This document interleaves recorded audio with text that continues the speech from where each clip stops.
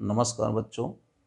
जैसा कि पिछले वीडियो में आप सभी ने निश्चित समाकलन और उसके प्रगुण क्या होते हैं और साथ ही साथ गामा फलनों की सहायता से किसी निश्चित समाकलन के प्रश्न को कैसे हल करेंगे, आप सभी लोगों ने सीखा था। इसी क्रम में आज हम लोग निश्चित समाकलन के अनुप्रयोग करेंगे, अर्थात इसकी सहायता से हम किन फिनोमेनाओं को किस परिस्थितियों पे वक्र के अनुसार ज्ञात कर सकते हैं उसको सीखेंगे। सबसे पहले किसी भी वक्र के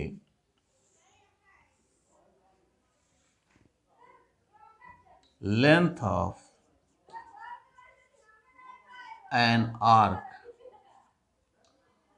ऑफ कर्व्स सबसे पहले हम लोग ज्ञात करेंगे। कोई वक्र दिया गया है जिसका इक्वेशन है y is equal to F of X. Clear बच्चों? इसका हमें x बराबर a बिंदु पर और x बराबर b बिंदु पर जो कोटियां मिलेंगी, जो रेखाएं y अक्ष के समानांतर जा रही होंगी, उन्हें हम कोटियां कहते हैं, के बीच में इस वक्र के चाप की लंबाई कैसे ज्ञात करेंगे वो आज हम लोग सीखेंगे। आइए देखते हैं। यहाँ पर कोई पॉइंट हम ले लेते हैं P और यहाँ पे कोई पॉइंट है Q। इसके निर्देशांक है x, y और ये बहुत ही नज़दीक का बिंदु है। अतः जो Q बिंदु का निर्देशांक होगा वो x प्लस डेल्टा x तथा y प्लस डेल्टा y होगा। क्लियर बच्चों? यहाँ पर एक बिंदु हम ले लेते हैं R। अब इस PQR को हम इधर दर्शाते हैं जिससे आप थोड़ा सा स्पष्ट हो सके। ये P है, ये Q है और ये R है। अगर हम मान लें कि P से Q तक के चाप की दूरी जो है वह है डेल्टा स्मॉल s। क्या है? Delta small s। तो हमें PR और QR भी इस चित्र की सहायता से हम प्राप्त कर सकते हैं। कैसे? आपको पता है कि P बिंदु तक x है यह दूरी और Q बिंदु तक x प्लस डेल्टा x है। अर्थात अगर हम इसको m और इसे n माने और इसे o, तो o से m तक की दूरी क्या हो गई बच्चों? यह हो गई x और o से n तक की दूरी x प्लस डेल्टा x। ठीक है? तो mn के बीच यानी m और n के बीच की दूरी क्या होगी? तो ये बड़ी दूरी है, इसमें से यह छोटी दूरी घटा दे तो यह दूरी हमें मालूम हो जाएगी। तो P से R की जो दूरी है वह हो जाएगी डेल्टा x, क्योंकि यहाँ तक x है और यहाँ तक x प्लस डेल्टा x होगा, तो बीच की दूरी हो जाएगी डेल्टा x। इसी प्रकार से जब आप QR निकालेंगे तो यहाँ तक y है इस लाइन से और इस ऊपरी लाइन तक है y प्लस डेल्टा y, तो दोनों लाइनों के बीच की जो दूरी है QR वह हो जाएगी डेल्टा y और यह आपने मान लिया है डेल्टा s।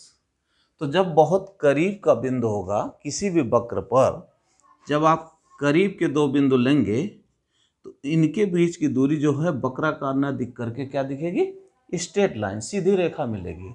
अतः आप कह सकते हैं कि यहाँ पे ये 90 डिग्री का कोण बन रहा है, तो निश्चित रूप से समकोण त्रिभुज में कर्ण जो होता है उस पर बना वर्ग, जो कर्ण भुजा होगी उसका वर्ग इज इक्वल टू होता है आधार का वर्ग और ऊंचाई का वर्ग। तो डेल्टा s का square equal to delta x का स्क्वायर प्लस डेल्टा y का स्क्वायर। इस प्रकार से delta s is equal to क्या हो जाएगा? रूट में डेल्टा s का स्क्वायर प्लस डेल्टा y का स्क्वायर।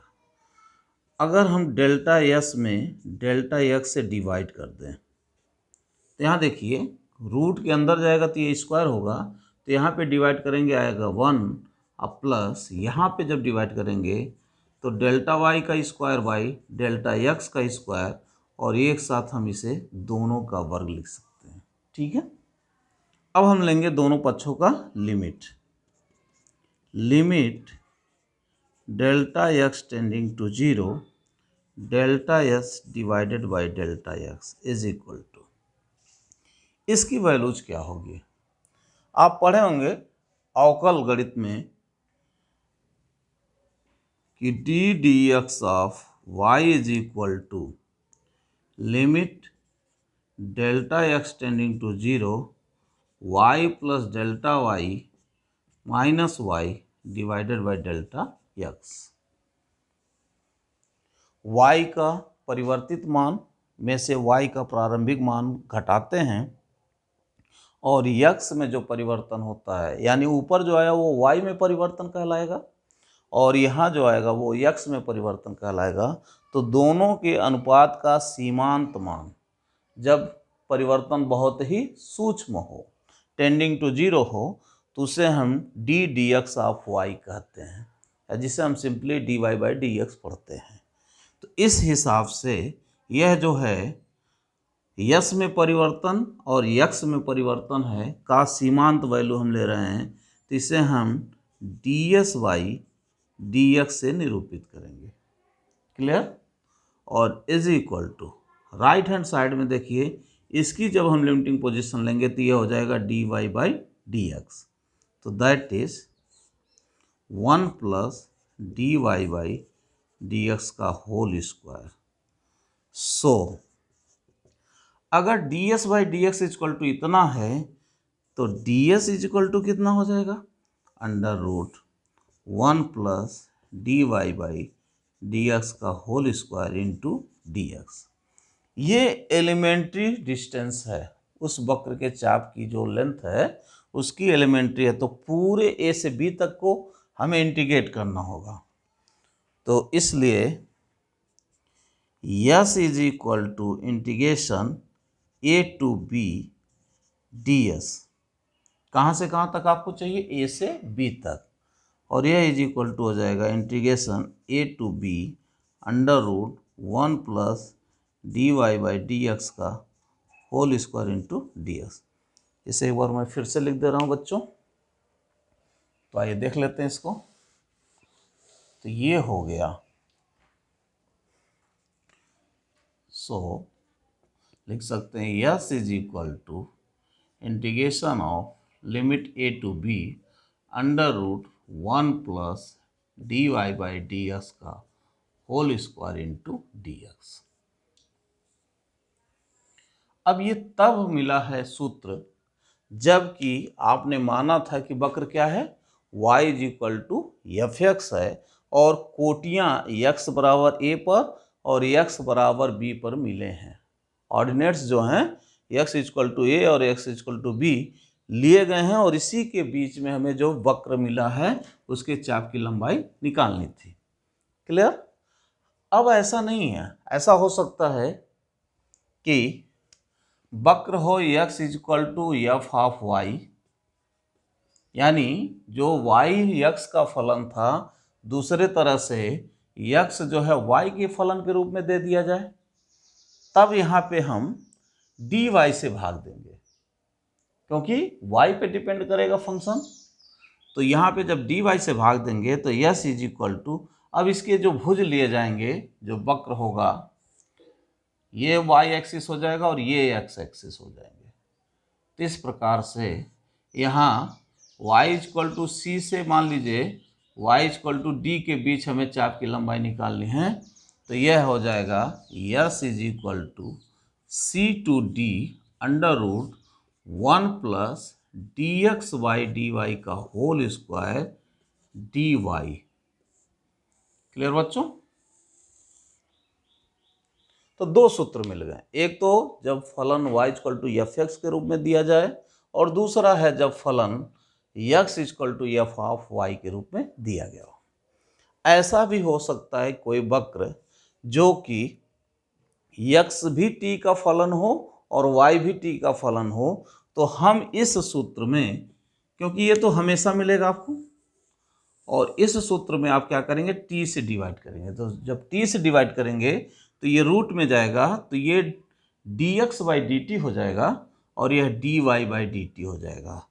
तो t के पदों में तीसरा जो सूत्र मिलेगा आपको वह हो जाएगा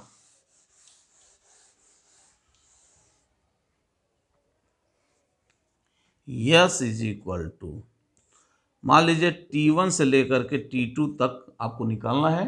t के लिए under root dx by D T का whole square plus dy by D T का होल स्क्वायर dt। अब ये जैसा प्रश्न आएगा उसके केस में हम अलग अलग रूपों में इसको लेंगे, देखेंगे। क्लियर बच्चों? जैसे अगर y के रूप में है फलन, यानी y equal to F X है, x के रूप में है यानी x equal to F of y है, तो हम इस तरह से, और जब t के पदों में होगा तो इस तरह से हम ज्ञात करेंगे। तो आइए एक एग्जाम्पल लेकर के इसको समझते हैं। अब इसमें जो बच्चों प्रश्न देगा वो कितने प्रकार से देगा। एक तो सिंपली कह देगा कि y इक्वल टू दिस का x बराबर यहाँ से लेकर के x बराबर यहाँ तक के बीच के चाप की लंबाई ज्ञात कीजिए। ठीक है, जैसे मान लीजिए एक क्वेश्चन आ जाए कि y is equal to X to the power 3/2 आ जाए और लिमिट x इक्वल टू 0 से लेकर के x इक्वल टू 5 तक। तो सिंपली कुछ नहीं करना है, dy बाई डी एक्स निकालिए, dy बाई डी एक्स का होल स्क्वायर करिए, 1 में जोड़िए, रूट करिए और उसे अब इंटीग्रेट करिए लिमिट 0 से 5 लेते हुए। तो इस तरह के प्रश्न तो आप बड़ी आसानी से कर लेंगे। समस्या क्या होगी कि जब आपको इंटीग्रेशन आएगा तो उस इंटीग्रेशन को अगर आप पढ़े हैं, ढंग से कर पा रहे हैं, तभी कर पाएंगे। इसलिए जो पिछले वीडियो जो कि अनिश्चित समाकलन से संबंधित है उन्हें देख करके सीख लीजिए। अब जो है आइए देखते हैं। This implies that dy by D X is equal to क्या हो जाएगा, 3/2 X to the power 1/2। dy by D X का whole square into plus 1 is equal to 1 plus 9/4 X हो जाएगा, क्योंकि स्क्वायर करेंगे तो क्या आ जाएगा, X is equal to 4 plus 9x divided by 4। तो यदि आप इसका रूट करते हैं तो सभी का आपको रूट करना होगा। तो यह इज इक्वल टू हो जाएगा under root 4 plus 9x divided by 2। So length of the curve y is equal to x to the power 3/2 between ordinates at x is equal to 0 and x is equal to 5 is given by दिए गए वक्र y equal to x के power 3/2 का कोटियों x बराबर 0 और x बराबर 5 पर जो मिल रहा है उसके बीच का चाप की लंबाई यस जो होगी वह कुछ इस प्रकार से हो जाएगी। क्या, 0 to 5 under root 1 plus dy by D X square, और dx लिखते हैं तो सीधे लिख देंगे। तो ये 1/2 बाहर कर लीजिए, 9 प्लस 4 प्लस 9x dx। इसे इंटीग्रेट करना बहुत ही सिंपल है, आप इसको पूरे को मान लेंगे t। तो आप चाहें तो मान करके सीधे इंटीग्रेट कर सकते हैं, साइड में कहीं कर लीजिए। तो हो जाएगा 4 plus 9x is equal to, जब मानेंगे t तो ये हो जाएगा dx is equal to 1/9 dt। और ये होगा क्या, t to the power 1/2 dt by 9। Clear? तो ये हो जाएगा 1/9 टी के पावर 3/2 डिवाइडेड बाई 3/2, तो ये ऊपर चला जाएगा, तो 2/27 और टी के पावर 3/2। अब टी की वैल्यू चेंज कर दीजिए, तो लिमिट आप चाहें तो 0 से 5 भी रख सकते हैं, 0 से 5, 2/27 और टी की वैल्यूज क्या लिए हैं 4 + 9x और इसके पावर हो गया 3/2। क्लियर? इज इक्वल टू, ये तो सीधे सीधे मल्टीप्लाई कर लीजिए, तो 1/27। अब देखिए 5 रखेंगे और 0 रखेंगे तो क्या अंतर होगा, 5 रखेंगे तो क्या होगा 4 + 45 पावर 3/2 माइनस 0 रखेंगे तो 4 टू द पावर 3/2। अब इसे सिंपली हल कर लीजिए, 27। अब देखिए ये हो जाएगा 49 49। तो पहले तो पावर 1/2 को सॉल्व करें तो ये हो जाएगा 7, क्योंकि 7 का वर्ग 49 होता है, और 7 का क्यूब करेंगे, ठीक है, तो एक घात और बढ़ जाएगी,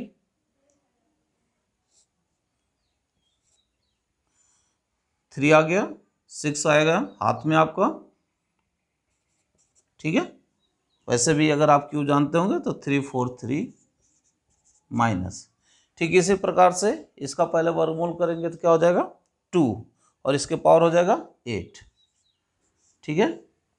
और ये इज इक्वल टू हो गया फाइनली 335 डिवाइडेड बाई 27 यूनिट्स। क्योंकि ये लंबाई है तो इसका कुछ न कुछ मात्रक होगा, इसलिए यूनिट्स का लिखेंगे। आप इसे और छोटा करना होगा तो कर लीजिएगा, संभवतः छोटा नहीं होगा अब, तो आप दशमलव में लिख सकते हैं या ऐसे ही फाइनली आंसर छोड़ सकते हैं। क्लियर हो गया बच्चों? करना क्या है इसमें, 1 + dy/dx का होल स्क्वायर करेंगे और उसको रूट में करेंगे और उसके बाद इंटीग्रेट करेंगे। इंटीग्रेट करने के लिए जैसा इसमें प्रोसेस आएगा, जो कि पिछले आप देख चुके हैं, उसके क्रम में कर लीजिएगा।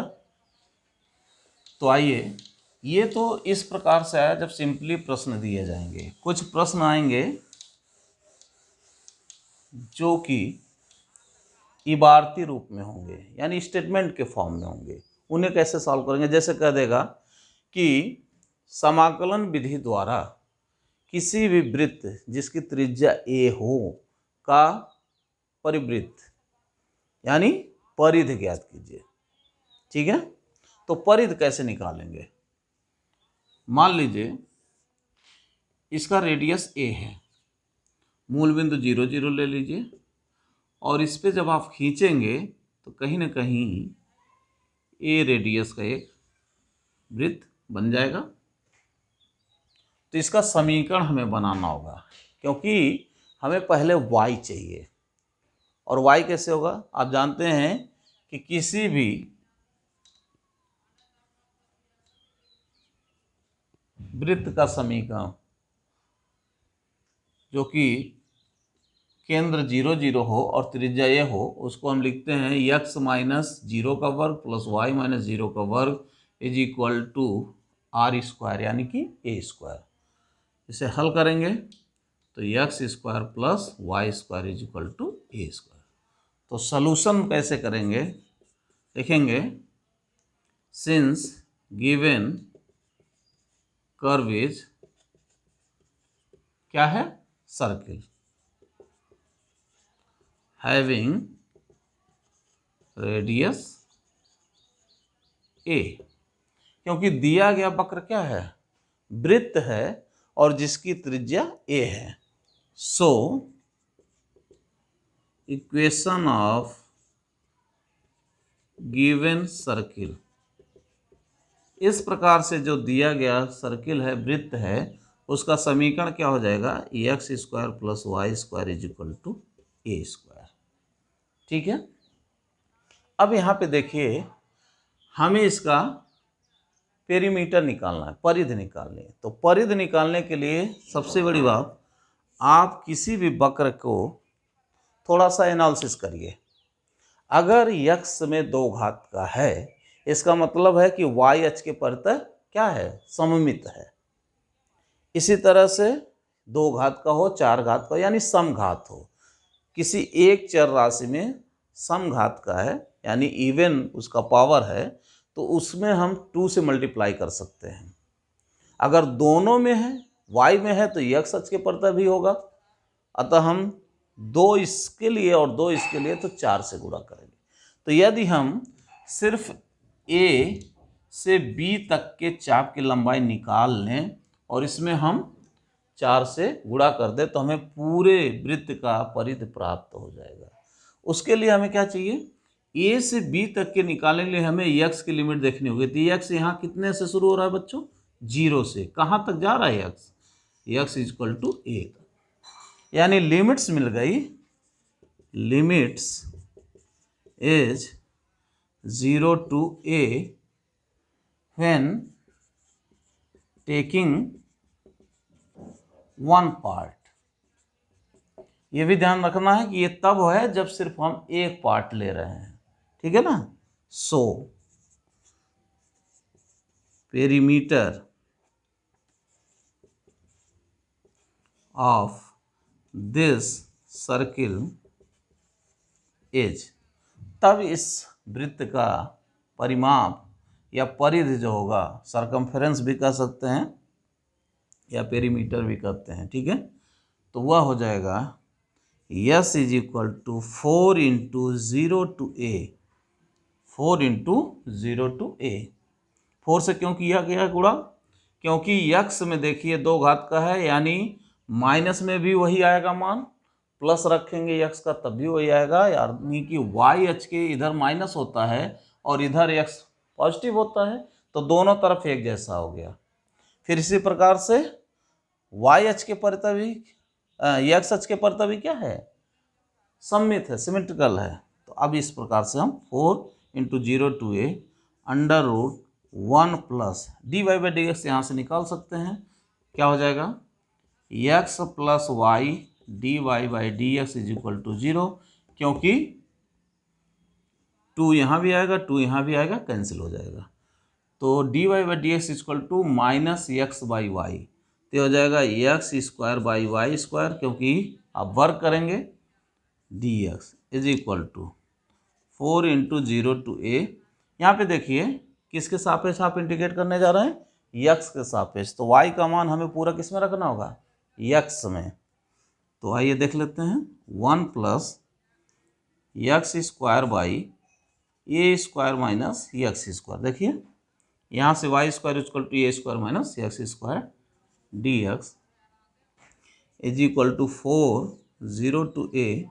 इसको हल करेंगे, A square minus X square, तो ए स्क्वायर रह जाएगा, यक्स स्क्वायर कैंसिल होगा, तो कर्ण से बाहर ए हो जाएगा, under root A square minus X square D x.